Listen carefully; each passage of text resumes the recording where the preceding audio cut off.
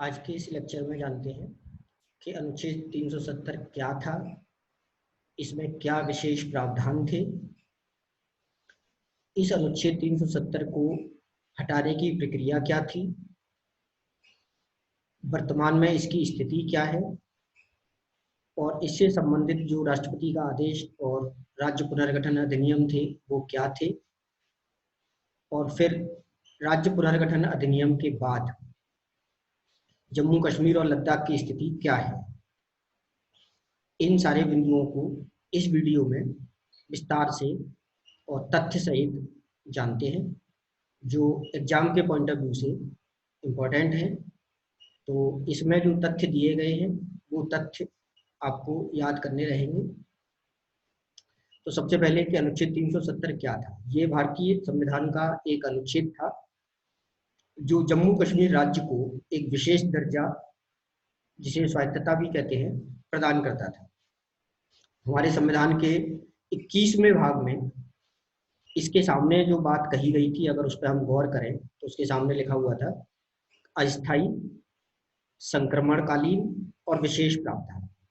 तो यहाँ पे अस्थायी से साफ जाहिर होता है कि जो संविधान निर्माता थे हमारे, उन्होंने जिस समय पर 1949 में इसको जोड़ा था, वो मानते थे कि कुछ समय के बाद इसको खत्म करना होगा, और इसी के अंतर्गत जम्मू कश्मीर को वायदा किया गया था कि वहाँ के लिए एक संविधान सभा का चुनाव होगा। वो संविधान सभा जम्मू कश्मीर के लिए एक संविधान बनाएगी, एक काम। दूसरा काम, संविधान सभा उन भारतीय संविधान के भागों की सिफारिश करेगी जिन भागों को जम्मू कश्मीर में लागू किया जाना चाहिए। यानी कि भारतीय संविधान के कौन कौन से अनुच्छेद जम्मू कश्मीर में लागू हो सकेंगे, इसकी सिफारिश उस जम्मू कश्मीर की संविधान सभा को करनी थी।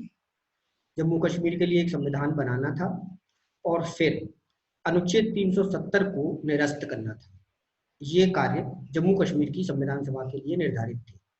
इसी के अंतर्गत 1951 में जम्मू कश्मीर के लिए संविधान सभा का चुनाव हुआ, संविधान सभा का गठन हुआ। उस संविधान सभा ने 1956 में एक संविधान जम्मू कश्मीर के लिए बना दिया, लेकिन वो अनुच्छेद 370 को निरस्त किए बिना ही उसने खुद को भंग कर दिया, यानी कि वो समाप्त हो गई। तो जो अस्थाई प्रबंध था, जो उसके जिम्मे था, वो अस्थाई बना रहा और संविधान सभा समाप्त हो गई।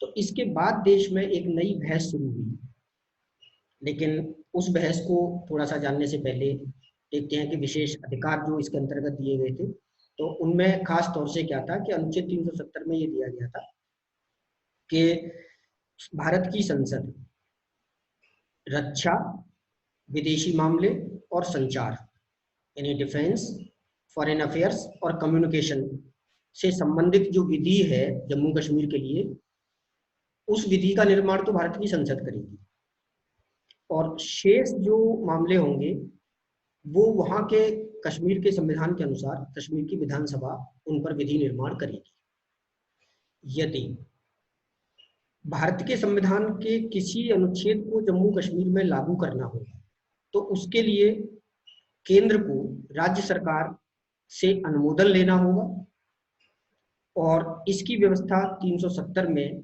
सब क्लॉज 1 में की गई थी कि 370 अनुच्छेद के सब क्लॉज 1 के अंतर्गत भारत का राष्ट्रपति एक आदेश जारी करेगा। तो वो अभी थोड़ा सा रुक के बताता हूँ मैं उसके बारे में।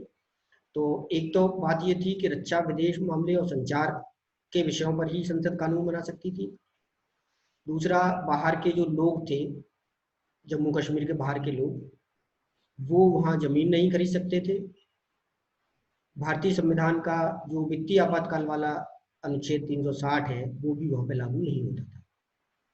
और भी तमाम अनुच्छेद थे, हालांकि धीरे धीरे करके अधिकांश अनुच्छेदों को भारत के संविधान के जो थे उनको जम्मू कश्मीर में लागू कर दिया गया विभिन्न आदेशों के द्वारा, लेकिन मोटे तौर पर ये विशेष अधिकार थे। तो अब अनुच्छेद 370 में, जैसा कि मैंने अभी बताया, ये प्रावधान किया गया था सब क्लॉज 1 में कि भारत के संविधान के किसी अनुच्छेद को अगर भारत सरकार जम्मू कश्मीर में लागू करना चाहती है तो वहां की राज्य सरकार की सहमति से राष्ट्रपति एक आदेश जारी करेगा।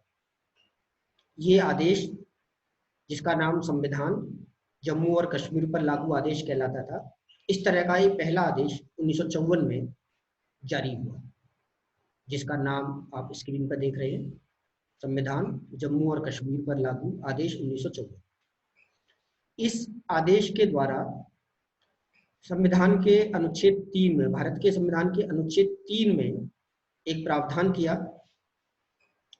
कि भारत की संसद जम्मू कश्मीर राज्य का नाम, क्षेत्र या उसकी सीमाओं में कोई परिवर्तन नहीं कर सकेगी। एक बिंदु ये था इसमें। तो संसद को रोक दिया गया जम्मू कश्मीर के बारे में उसके नाम, क्षेत्रफल या सीमा परिवर्तन करने के किसी भी प्रकार के संशोधन से रोक दिया, एक बिंदु।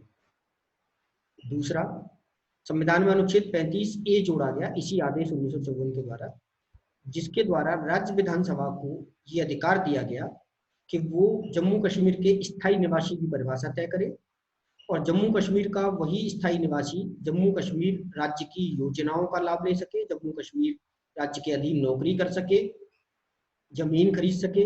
ये सारे अधिकार देने के लिए अनुच्छेद 35A जोड़ दिया गया। इसके बाद 47 और आदेश समय समय पर जारी हुए और इन आदेशों के द्वारा धीरे धीरे करके भारत के संविधान के अधिकांश प्रावधानों को जम्मू कश्मीर में लागू कर दिया गया। तो कहने का मतलब है कि धीरे धीरे करके ये राष्ट्रपति के आदेश जारी होते रहे और भारत का संविधान कुछ कुछ प्रावधान करके लागू होता रहा। इसका वीडियो पिछला जो था उसमें मैंने डिटेल बताया था, तो फिलहाल अब यहाँ पे चर्चा नहीं करते उसकी।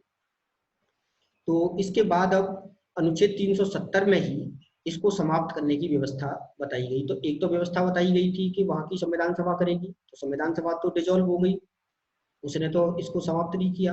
तो फिर इसी में अनुच्छेद 370 में ही जो सब क्लॉज है 3, उसमें राष्ट्रपति को यह अधिकार दिया गया कि वो इसको समाप्त कर सकता है और इसी अधिकार का प्रयोग करते हुए, यानी कि अनुच्छेद 370 के उप अनुच्छेद 3 में दिए गए अधिकार का प्रयोग करते हुए राष्ट्रपति ने 5 अगस्त 2019 को एक आदेश जारी किया। इस आदेश का नाम संविधान जम्मू और कश्मीर पर लागू आदेश 2019 था, जो 5 अगस्त 2019 को जारी किया। इसके द्वारा क्या परिवर्तन किए गए? सबसे पहली बात तो इसमें अनुच्छेद 3 जो था भारत के संविधान का, उसमें परिवर्तन कर जम्मू कश्मीर राज्य का नाम या क्षेत्र बदलने का प्रावधान कर दिया गया। याद करें आप कि 1954 के आदेश के द्वारा ये प्रावधान किया गया था कि भारत की संसद जम्मू कश्मीर से कोई छेड़छाड़ नहीं कर सकती। उस प्रावधान को इस 2019 के आदेश के द्वारा बदल दिया गया, एक बिंदु। दूसरा बिंदु, 35A को समाप्त कर दिया। तीसरा बिंदु, अनुच्छेद 367 जो कि संविधान की व्याख्या करता है, उसमें एक नया क्लॉज जोड़ा गया जिसमें लिखा गया कि जम्मू कश्मीर राज्य की संविधान सभा के स्थान पर जम्मू कश्मीर राज्य की विधानसभा पढ़ा जाए। तो ये 3 महत्वपूर्ण परिवर्तन इस राष्ट्रपति के आदेश के द्वारा किए गए। पहला महत्वपूर्ण परिवर्तन अनुच्छेद 3 में परिवर्तन, दूसरा 367 के द्वारा संविधान सभा के स्थान पर राज्य की विधानसभा पढ़ा जाएगा, ऐसा एक क्लॉज जोड़ा गया, और तीसरा 35A को समाप्त किया गया। जब ये राष्ट्रपति का आदेश जारी हो गया तब 5 अगस्त 2019 को ही भारत सरकार ने राज्यसभा में एक विधेयक पेश किया, जम्मू कश्मीर पुनर्गठन विधेयक 2019। यहाँ स्क्रीन पर आपको अधिनियम शब्द दिख रहा है क्योंकि अब ये पारित हो चुका है। आप जानते हैं कि जब संसद में इसे पेश करते हैं तब ये विधेयक होता है, तो उस समय इसका नाम था जम्मू कश्मीर पुनर्गठन विधेयक 2019 और अब इसको कहेंगे जम्मू कश्मीर पुनर्गठन अधिनियम 2019। तो इसमें कंफ्यूज करने की जरूरत नहीं है। फिलहाल मैं यहाँ पर विधेयक शब्द ही बोलूंगा कि 5 अगस्त 2019 को गृह मंत्री अमित शाह ने ऊपरी सदन यानी राज्यसभा में जम्मू कश्मीर पुनर्गठन विधेयक 2019 पेश किया, जिसे उसी दिन राज्यसभा ने पारित कर दिया और अगले दिन लोकसभा ने इसे पारित कर दिया, और इस प्रकार यह विधेयक जो बदल करके जम्मू कश्मीर पुनर्गठन अधिनियम 2019 हो गया। तो इस जम्मू और कश्मीर पुनर्गठन अधिनियम 2019 में क्या था? इसमें तमाम बातों के अलावा दो बातें मुख्य थी। एक तो कि जम्मू कश्मीर राज्य को दो केंद्र शासित प्रदेशों में बांट दिया, एक जम्मू और कश्मीर, दूसरा लद्दाख। अभी स्क्रीन पे मैं मैप दिखाऊंगा इसका। और इसमें व्यवस्था की गई कि ये अधिनियम के जो प्रावधान हैं वो 31 अक्टूबर 2019 से लागू होंगे, क्योंकि 31 अक्टूबर को भारत के पहले उप प्रधानमंत्री सरदार वल्लभ भाई पटेल की जयंती होती है, उनका जन्मदिन होता है। और आप जानते हैं कि स्वतंत्रता के बाद राज्यों के एकीकरण में और जो रियासतें थी उनको भारत में मिलाने में वल्लभ भाई पटेल का बहुत बड़ा योगदान था। तो उसी को कमेमोरेट करने के लिए, उसको याद करने के लिए इस अधिनियम के लागू करने की जो डेट रखी गई वो 31 अक्टूबर 2019 रखी गई। इसी के साथ जम्मू कश्मीर राज्य का दर्जा समाप्त होकर के दो केंद्र शासित प्रदेशों में बदल गया, जो आप अपनी स्क्रीन पर देखेंगे कि भारत का नक्शा एक तरफ दिख रहा है आपको, और दूसरी तरफ ये map of UT of Jammu and Kashmir and UT of Ladakh दिख रहे हैं।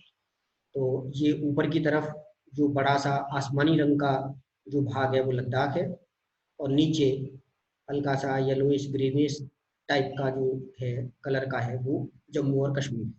और ऊपर भारत के नक्शे में भी देखेंगे तो ऊपर की तरफ वो साफ दिख रहे हैं, ग्रीन कलर में लद्दाख दिख रहा है और ब्लूइश कलर में जम्मू और कश्मीर दिख रहा है। तो इस तरह से केंद्र शासित प्रदेशों की संख्या बढ़ करके 7 से 9 हो गई और राज्यों की संख्या घट करके 29 से 28 हो गई।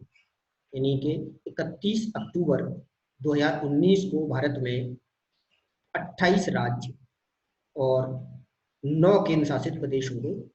हालांकि वर्तमान में केंद्र शासित प्रदेश अभी 8 हो गए हैं, जो मैं अभी आगे स्क्रीन पे आपको बताऊंगा। तो अब वर्तमान स्थिति क्या है, यानी कि ये जो राज्य पुनर्गठन अधिनियम 2019 पारित हो गया और राष्ट्रपति का भी आदेश आ गया, तो अब स्थिति क्या है? तो अब यह है कि अनुच्छेद 370 और 35A इनऑपरेटिव हो जाएंगे, क्रियाशील नहीं रहेंगे। संविधान में तो बने रहेंगे, टेक्स्ट के रूप में तो लिखे रहेंगे, लेकिन अब ये इनऑपरेटिव हो जाएंगे। जम्मू कश्मीर राज्य का जो खुद का संविधान था वो समाप्त हो जाएगा, हो गया, और जम्मू कश्मीर एक केंद्र शासित प्रदेश जो बन गया उसका शासन अनुच्छेद 239A से चलाया जाएगा। ये अनुच्छेद 239A उन केंद्र शासित प्रदेशों के लिए है जिनमें विधानसभा और मुख्यमंत्री होते हैं। तो पांडिचेरी के लिए बनाया गया था इसको पहले, फिर ये दिल्ली पर भी लागू हुआ और अब ये जम्मू कश्मीर पर भी लागू हुआ। तो 3 केंद्र शासित प्रदेश अनुच्छेद 239A से चलाए जाते हैं, जिनमें पांडिचेरी, दिल्ली और जम्मू कश्मीर शामिल हो गए। यहाँ पर एक विधानसभा होगी जिसका कार्यकाल 5 वर्ष होगा। आप जानते होंगे कि जब जम्मू कश्मीर राज्य हुआ करता था तब उसकी विधानसभा का कार्यकाल 6 वर्ष होता था। तो अब इसका कार्यकाल 5 वर्ष होगा, शेष राज्यों की तरह, भारत के जो शेष राज्य उनकी तरह, शेष केंद्र शासित प्रदेश और राज्य उनकी तरह। विधानसभा में कुल 107 सीटें होंगी और इसको विधानसभा को पुलिस और कानून व्यवस्था को छोड़ करके अन्य सभी विषयों पर विधि निर्माण का अधिकार होगा। जम्मू कश्मीर में एक उपराज्यपाल होगा जो कि मुख्यमंत्री की नियुक्ति करेगा, और लोकसभा में कुल 5 सीटें जम्मू कश्मीर केंद्र शासित प्रदेश से होंगी। अब लद्दाख में विधानसभा नहीं होगी, इसमें 2 जिले होंगे, लेह और कारगिल। यहाँ मुख्यमंत्री भी नहीं होगा, लोकसभा में सिर्फ 1 सीट होगी यहाँ की। जम्मू कश्मीर तथा लद्दाख दोनों के लिए एक ही उच्च न्यायालय होगा जो पहले से मौजूद है। जम्मू कश्मीर उच्च न्यायालय जो जम्मू में भी स्थित है वो ही दोनों केंद्र शासित प्रदेशों का उच्च न्यायालय होगा, और यहाँ का शासन भी उपराज्यपाल के द्वारा चलाया जाएगा। जम्मू कश्मीर के जो पहले उपराज्यपाल हैं वो गिरीश चंद्र मुर्मू नियुक्त किए गए हैं, और लद्दाख के पहले उपराज्यपाल जो है वो राधा कृष्ण माथुर नियुक्त किए गए हैं। इस तरह से ये लोग शासन करेंगे। अभी जम्मू कश्मीर विधानसभा के चुनाव नहीं हुए हैं, जब चुनाव होंगे तब वहाँ मुख्यमंत्री नियुक्त होगा, और मुख्यमंत्री जो है वो उपराज्यपाल के द्वारा नियुक्त होगा, जिसे बाद में विधानसभा से बहुमत प्राप्त करना। तो इस तरह से ये स्थिति है 370 की और इसकी वर्तमान मतलब जम्मू कश्मीर राज्य की। तो इसके बारे में आप देखें और